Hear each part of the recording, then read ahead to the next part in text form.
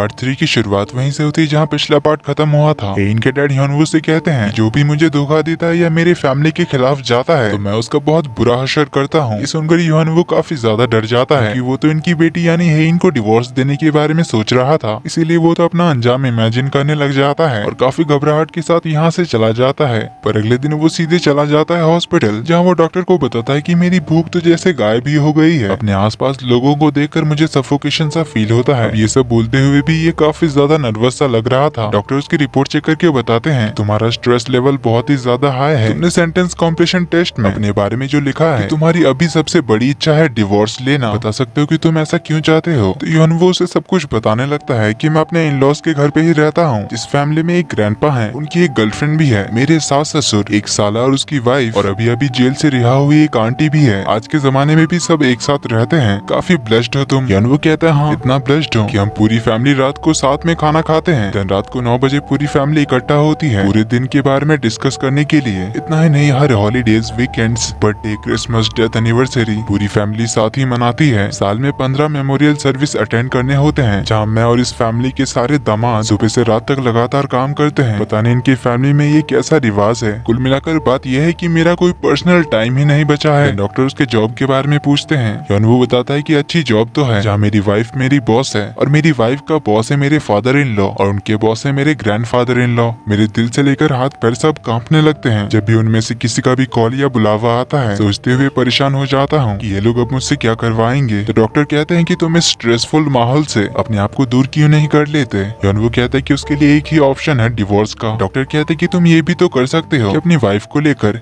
In laws के घर से कहीं दूर रहने लगो। इस पर ह्योनवू बताता है कि मैं जितना अपने इन लॉज को नापसंद करता हूँ उससे ज्यादा मैं अपनी वाइफ से नफरत करता हूँ। डॉक्टर पूछते हैं कि ऐसा क्यों। इस पर ह्योनवू बताता है कि उसे मेरी थोड़ी सी भी केयर नहीं है। उसकी फैमिली मुझे किस तरह से ट्रीट करती है लेकिन उसे कोई फर्क नहीं पड़ता क्योंकि वो बहुत सेल्फिश है और बस अपने बारे में ही सोचती है। मैं बस उसकी वजह से ही उसकी फैमिली में घर जमाए बनकर रहने के लिए माना और आज तक बस उसके लिए ही सब कुछ झेलता आया हूँ, पर उसे मेरी कोई फिक्र नहीं है। शादी से पहले उसने कहा था कि मैं उस पर ट्रस्ट कर सकता हूँ। तो एक छोटे से फ्लैशबैक में हम देखते हैं 3 साल पहले जब हेइन हेलीकॉप्टर से ह्योनवू के होम टाउन आई थी, तब उसने ह्योनवू से प्रॉमिस किया था कि मैं तुम्हें कभी रोने नहीं दूंगी। कमिंग बैक टू प्रेजेंट इसे याद करके ह्योनवू कहता है कि मैं ही इडियट था जो उसकी बातों पर बिलीव कर लिया। डॉक्टर पूछते क्या तुम मुझसे हर्ट हो या इन सब की वजह से अपसेट हो। ह्योनवू ने कहता है कि अभी तो मैं उसके लिए कुछ भी फील नहीं करता, बस नफरत करता हूँ, इसीलिए मैं उससे डिवोर्स चाहता हूँ क्योंकि अब बस यही एक तरीका है जिससे मैं शांति से अपना लाइफ जी सकता हूँ। इस पर डॉक्टर पूछते हैं कि तो अभी तक तुमने डिवोर्स क्यों नहीं दिया। इस पर ह्योनवू बताता है कि क्योंकि मैं इससे मर भी सकता हूँ, क्योंकि मेरे फादर इन लॉ बहुत खतरनाक आदमी है। जो भी उनके या उनकी फैमिली के खिलाफ जाता है वो उसका बहुत बुरा असर करते हैं। ह्योनवू की कंडीशन जानकर डॉक्टर भी हैरान रह जाते हैं और उन्हें भी ह्योनवू पर दया आता है। तो डॉक्टर उसके लिए कुछ मेडिसिन देते हैं और उसे गले लगाकर हौसला देते हैं। वैसे इन दोनों को फिर से एक साथ देखकर it's okay to not be okay की याद आ गई। इसमें इन दोनों ने मून ब्रदर्स का रोल प्ले किया था और वैसे हेइन का भाई सुचियोल भी उस ड्रामा में था। तो ह्योनवू डॉक्टर को गुड बाय कहकर चला जाता है। इसके बाद हम मिलते हैं ग्रेस से, जो की होंग फैमिली की बटलर थी, जो बड़े बड़े घरों के बच्चों का मैच मेकिंग और डेटिंग वगैरह फिक्स कराती थी। तो एक क्वींस डिपार्टमेंटल स्टोर में आई हुई थी, जहाँ हेइन को देखकर उससे कुछ ज्यादा ही फ्रेंडली होने की कोशिश करती है, पर हेइन उसे कोई भाव नहीं देती, उल्टा से वार्निंग दे देती है कि अगली बार से थोड़ा केयरफुल रहना, ये कहकर चली जाती है। इससे ग्रेस को तो काफी गुस्सा आता है क्योंकि सबके सामने उसका मजाक जो बन गया, इसीलिए वो गुस्से में सीधे चली आती है ह्योनवू की केबिन में, जहाँ उसे बताती है कि आप तो जानते ही हो कि मेरे बहुत सारे बड़े बड़े फैमिलीज के साथ अच्छी पहचान है, उन्हीं में से एक दायोंग ग्रुप है।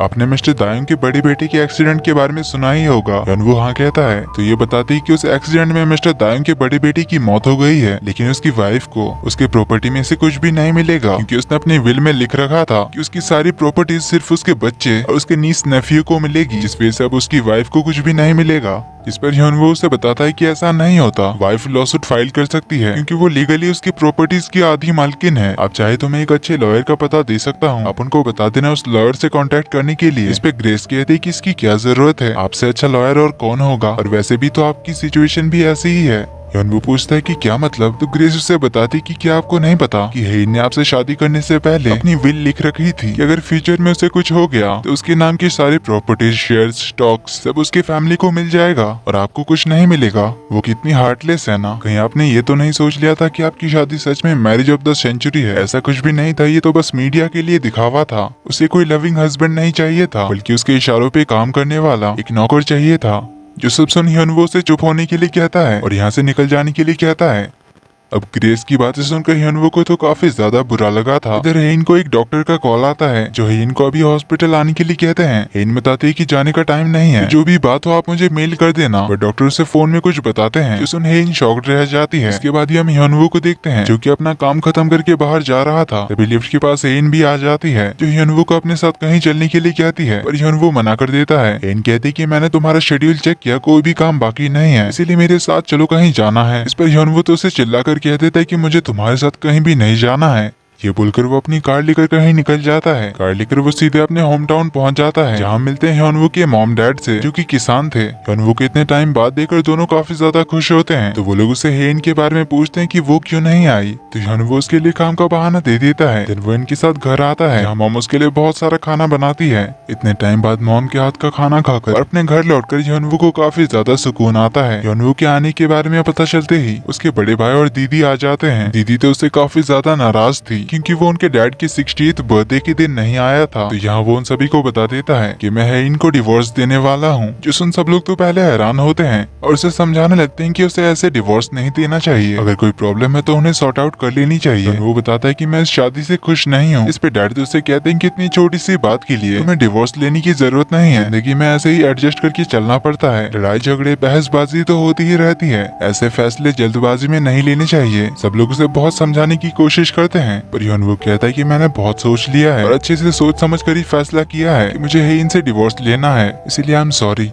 ये कहकर वो अपनी कार लेकर वापस जाने लगता है, पर उसकी दीदी भागकर उसे रोकने आती है और उसे बात करने के लिए बाहर बुलाती है, जहाँ उसे कहती है कि तू बहुत सेल्फिश है, तुझे पता भी कि मैंने तुम्हारे लिए कितनी सारी कुर्बानियां दी है। और वो पूछता है कि कौन सी कुर्बानी। दीदी बताती है कि क्या तुझे याद नहीं कि तुझे सियोल भेजने के लिए मॉम डैड ने हमारी सारी गाय बेच दी थी, इस वजह से मैं भी यूनिवर्सिटी नहीं जा सकी। और वो कहता है कि ऐसी कोई बात नहीं थी, आप अपने अटेंडेंस इशू की वजह से यूनिवर्सिटी नहीं जा सकी थी। दीदी कहती कि तुझे कुछ नहीं पता, मैंने तुम्हारे लिए कितना कुछ किया है। भैया भी उसे अच्छे से समझाने लग जाते हैं कि मॉम डैड की कितनी इज्जत है हमारे टाउन में, सब लोग कितने ज्यादा खुश हुए थे कि तुम्हारी शादी क्वींस ग्रुप के वारिस से हुई है, पर अगर तुमने उससे डिवोर्स ले लिया तो सोचो तुम्हारे बारे में, मॉम डैड के बारे में, हमारी फैमिली के बारे में कैसी कैसी गॉसिप होगी। 2 साल पहले मेरे एक दोस्त का डिवोर्स हुआ था, लेकिन आज तक उनके बारे में गॉसिप्स होती रहती है, हर जगह उसकी और उसकी फैमिली की बदनामी तक होती है, तो एक बार इस बारे में सोचना। पर ह्योनवू चला जाता है तो ह्योनवू घर वापस लौट आता है, जहाँ वो घर के अंदर जाने से पहले अपने हाथ में उनके एंगेजमेंट रिंग को देखता है और फिर अपने रूम से डिवोर्स पेपर लेकर हेइन के रूम में आ जाता है, जहाँ उसे कहता है कि मुझे तुमसे कुछ बात करनी है। हेइन भी कहती है कि मुझे भी तुम्हें कुछ बताना है, इसीलिए मैं पहले बताती हूँ। ह्योनवू कहता है ठीक है बताओ। तो हेइन बताती है कि मैं मरने वाली हूँ। जो सुन ह्योनवू शॉक्ड रह जाता है। हेइन आगे बताती है कि मेरे पास सिर्फ 3 महीने बाकी है। ह्योनवू शॉकिंगली पूछता है कि क्या मतलब। तो हेइन उसके पास आकर बताती है कि आज मैंने तुम्हें ऑफिस से निकलते टाइम कहा था ना मेरे साथ कहीं पर चलने के लिए, मुझे हॉस्पिटल जाना था। तुम्हारे जाने के बाद मैं अकेले हॉस्पिटल गई थी, जहाँ डॉक्टर ने मुझे बताया कि मेरे पास सिर्फ 3 महीने बाकी है। ह्योनवू तो अभी शॉकिंगली पूछता है कि क्या कह रही हो तुम। हेइन कहती सुनाई नहीं दिया क्या, 3 महीने बाद मैं मरने वाली हूँ, बस मुझे यही कहना था, अब तुम बताओ तुम्हें क्या बताना था। अब ह्योनवू ये सब सुन उसे कैसे डिवोर्स की बात कहता। ह्योनवू अपना हाथ पीछे कर लेता है, डिवोर्स पेपर्स को छुपा देता है, कहता है कि ऐसी कोई इंपॉर्टेंट बात नहीं थी। हेइन कहती कि मुझे पता है कि तुम्हें कुछ कहना था, तो बताओ क्या था। तो ह्योनवू नर्वसली कहने लग जाता है कि वो मैं तुम्हें सॉरी कहना चाहता था, आज के लिए और हर दिन के लिए। मैंने जैसा भी तुम्हारे साथ बिहेव किया है उसके लिए आई एम सॉरी। आगे से कभी तुम्हें ऐसे ट्रीट नहीं करूंगा और तुम्हारा बहुत अच्छे से ख्याल रखूंगा, बस यही कहना था। पर अचानक से उसका फेस रोने वाला हो जाता है और कहने लगता है कि पर तुम्हारे पास सिर्फ 3 महीने हैं, ऐसा कैसे हो सकता है, मैं तुम्हारे बिना कैसे जीऊंगा, ये सब ऐसे अचानक से कैसे हो सकता है। अब उसकी ऐसी बातें सुन हेइन हैरान होती है।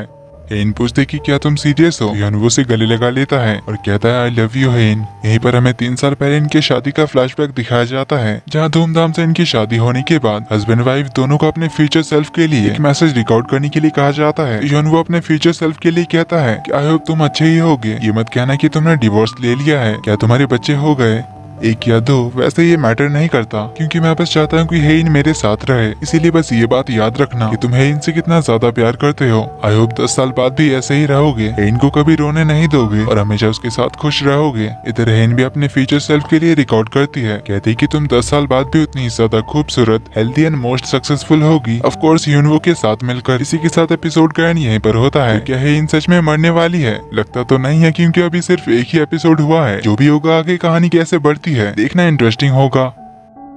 तो वीडियो पसंद आई तो वीडियो को लाइक कर देना, चैनल पर पहली बार आए तो do subscribe and hit the bell icon. जल्दी ही मिलते हैं अगले पार्ट में, तब तक के लिए take care and bye bye.